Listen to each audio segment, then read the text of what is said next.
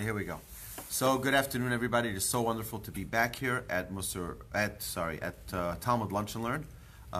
Before we begin with our short Parsha minute, I want to remember our dear friend who used to sit right here. We have an empty seat for our dear friend Gary Korn, who is a very, very beloved member of our community, of our class, particularly the Friday Talmud Lunch and Learn. He always loved all the food that Ed brought.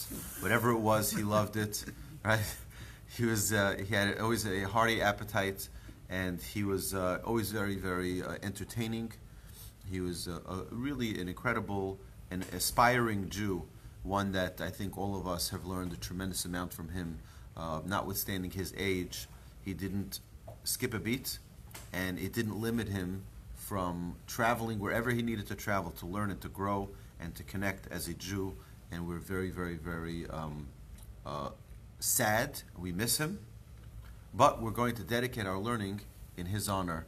We're also going to be dedicating a seat in the classroom, which is going to be Gary's corner. Like that, right? Gary's corner. That was his seat that he always sat in. Nobody would dare sit in Gary's seat, right? So we're gonna dedicate that seat to his memory. It's amazing. We look at this week's Parsha, Parshas Mishpatim. It says Ve'ele HaMishpatim, and these. What's and? And always connects to something that was previous. What was given previous? The Ten Commandments. Where was the Ten Commandments given? At Mount Sinai. When it says Ve'ele HaMishpatim, all of these laws were also given at Mount Sinai. And what the Torah is, part of what the Torah is telling us in this one letter of Ve'ele, and these are the commandments, is telling us that all of the Torah that we have today, not only the words that were given at Mount Sinai, not only the words that are written in the Torah, but all of the commentaries, all of the explanations, all of the oral Torah, all of the halacha, was all given to us at Mount Sinai. We've said this 100 times. The Torah only tells us what to do, not how to do. If you open up a Torah and say, you know what, I'm going to follow what the Torah tells us, you will not know one iota of how to observe the mitzvahs. The Torah says to put on tefillin, it doesn't say what they are. The Torah says to put on a mezuzah, it doesn't say what it is. It doesn't say what side of the door. It doesn't say all of the details that we think we know from the Torah. We don't know it from the Torah. We know it from the oral Torah, from the Talmud, from the Mishnah, from the halacha. We don't know it from the words of the actual Torah. In the Torah, it tells us what to do. If we want to know how to do, we have to look at the explanations. We have to look at all the reasonings. And we have this illustration that we use in our class many, many times. This is the green area, the green triangle, is what we call Tanakh. The Torah, the Nevi'im, the prophets, and Ktuvim, the writings. These are 24 books, 5 of which are the 5 books of Moses.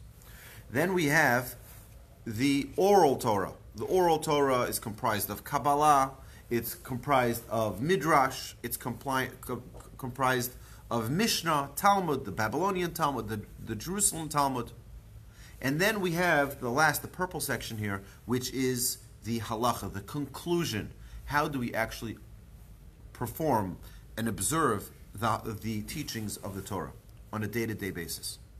And if you look in the books of halacha, it starts from the morning all the way till you go to sleep at night, and then it talks about holidays, and it talks about Shabbat, all of the non-daily, the weekly Shabbos, which is the greatest day of the holiest day of the year is Shabbos. And then it talks about all of the other holidays, Pesach, Shavuot, Sukkot, and all of the other great days. Now, many people mistake in thinking that Midrash, that's just stories. It's just Midrash. Midrash is Torah too. The Talmud isn't just, that's just some of the sages. The Talmud doesn't just write words and opinions. Everything needs to be sourced. So anytime you have a halacha, it's because at a higher source there's a conclusion in the Talmud. The Talmud is explaining the Mishnah, which is based always on the Torah. So there's no opinion that can ever be given in the Talmud that's just, you know what? You know my reasoning for it? Just because. I'm in the mood. No such thing. The reason why if someone gives an opinion is because they're basing it on a verse in the Torah. Now they can dispute what verse they're going to take it from. They're going to dispute what, but you have to understand that Moshe, who wrote the Torah through the word of Hashem, Moshe knew the explanation for every single mitzvah. And he orally transmitted every single mitzvah, the explanations, the how-to. An example, how do we know what chewing cud, right, and split hooves are for a kosher animal? How do we know what that is? And we know that a bris, for example, we know that a bris is on a specific organ. How do we know that? A specific male organ. How do we know that? Maybe it's the earlobe. There's no other term that's used in the Torah that's orla. It means a corner of a field. It means a corner of your head, not to cut it, right, for the payas. But it doesn't say about orla being the male organ that we know is the way the bris is at. Maybe it's the tip of the Jewish nose. Maybe it's telling us to shorten your nose. No, it's not what it is. How do we know that? Torah just says to perform a bris on every male. Doesn't say where. Doesn't say what. Doesn't say how. That we have the oral Torah that's given, Moshe explaining and teaching generation to generation to generation, all the way, and that's where we have over here on the other side, from Moses at Mount Sinai, Rabbi to disciple, all the way down to, let me show our friends here, to torch rabbis and rebbitzins and you. Right? All the way rabbi to student, all the way up to Moses and Mount Sinai, without an interruption, without a break. So we're not going to just be learning here. We study here Talmud, in our Talmud Lunch and Learn. We don't just study Talmud because it's a intellectual stimulation, because it's an exercise of the mind. We learn Talmud because this is investigating and understanding what the Mishnah says, which is based on the Torah, on the oral teachings of the Torah. It's not made up stuff. This is the teaching of Hashem. In fact, multiple times in the Talmud it'll say that Amar Mar, and Mar said, who is Mar? According to some opinions, that's the Almighty. This is the Almighty's opinion. Right? It's an incredible thing. It's part of our Talmud. So, it's also interesting that many times when it's quoting a verse from the Torah, it'll say, Amar Rachmana, the merciful one said. It doesn't say, God didn't say it. It says it in the Torah. Well, the Torah is Hashem's word. So it's, in essence, Hashem said. But it's very important for us to remember this, and any of our friends out there who would like a copy of this, I'll happily send it to you in a PDF, or I can send you a physical copy. Anyone here in the class, we have our dear friend Scott, cameraman, sponsored, I think we printed 100 hard copies of, on hard paper, so, and it's double-sided, so you can have both of these, you can study, and always remember what the connection is. Over here we have the list of the 24 books of Tanakh. Over here we have the 6 different categories of Mishnah. Over here we have the 14 books of Maimonides in the Mishnah Torah. And over here we have the 4 different books of the Shulchan Aruch, which is Jewish law, the Code of Jewish Law, and all of what is entailed in each one of those books. But this is, and it has the years of when each one lived and when it was given.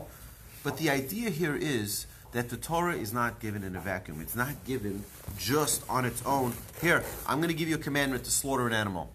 Oh, you want to know how? No, I'm not going to tell you that. I'm not going to tell you how to put on it. Right? How about if someone walked in to shul, you're standing in synagogue and you're praying with all your friends, and someone walks into shul with pink tefillin. Pink, a pink box on their head, pink on their arms, pink straps. And you go, you say, excuse me, and they're like, hello, real men wear pink, right? And you'll say, I'm sorry, but that's not kosher tefillin. And they'll say, really? It's so interesting you say that. Show me, where does it say that in the Torah? And you'll be looking up and down the Torah, you will not be able to find one place in the Torah where it says that tefillin need to be black. But we all know that tefillin need to be black. So how do we know that? Open up the Talmud, and the Talmud will tell you, Halacha mi Moshe mi Sinai, when Moses was giving us the teachings at Mount Sinai, when the Jewish people were receiving this portion of Mishpatim, and the following portions, and Moses is sitting there and explaining to them the entire Torah, he says, by the way, there's a commandment to wear tefillin. Do you know what color those tefillin are supposed to be? Do you know what they're supposed to be made out of? They're supposed to be made out of the hide of a kosher animal. Inside, there are 4 portions of the Torah that are written in them. Each one of those portions need to be written by a scribe in the following way with the following script. By a sofer. And it needs to be done with the proper intention. And the boxes need to be painted in black. That's not written in the Torah. That was given orally and jotted down by Joshua and the elders and the leaders of each tribe and the scholars, and passed down generation to generation till it was all compiled together in the Talmud. But that's not what I wanted to talk about in this Parsha minute. In this Parsha minute, we just got carried away, which we love doing here, right? In this Parsha minute, I wanted to talk about a perfect system. The Torah is a perfect system. If you want to know how to enjoy life, if you want to know how to maximize pleasure, guess what? The Torah is your book. If there was a book that they would sell in any bookstore on Amazon that would say how to maximize life and never have a worry and never have pain and sorrow and never have any type of limitation, the Torah is your book. You know why? Because it's all about perspective. And the Torah gives us perspective on what's important in life, what we need to focus on in life, our relationship with Hashem. Yeah, there are things, like you mentioned before, there are things that are painful. But the Torah gives us the proper angle with which we need to learn about dealing with pain. The Torah gives us what we need, how do we need to focus our lives, and how we need to dedicate our every minute of our life. Imagine you bought a luxury vehicle and never opened up the manual. I remember, it was a friend of mine had a car, a very, very luxurious car that he bought, and he didn't know how to use something. He mentioned it to me and a friend of mine. We were standing with him. He says, you know, there's this button that I have no idea how to turn this thing off. I have no idea what to do. So he said, did you look at the manual? Never looked at the manual. He figured it's like a normal car. It's like the cars you had in the 80s, right? You know, you just do like this and you open up a window. No, everything changed. You want to know how to do it? Open up the manual. I guarantee you that if we opened up the manual of our cars, there would be so many features we didn't know it even had. There's more technology today in a vehicle than there was in the space shuttle. We have so much technology. It's amazing. All we have to do is open the manual to learn how to use it. Guess what?